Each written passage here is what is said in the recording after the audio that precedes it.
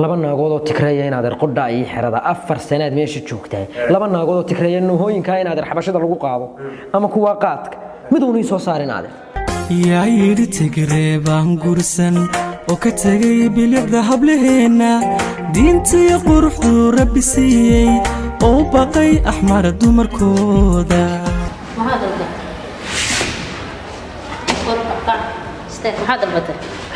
waxaan dalbaday taayiraan dalbaday gooma hadlinaad sidii qof ladan ee noola hadal sidii nin naagtiisa soo yirdo albaabka laga soo xidhay manaagta soo yirdi albaabka laga soo xidho wadiga ark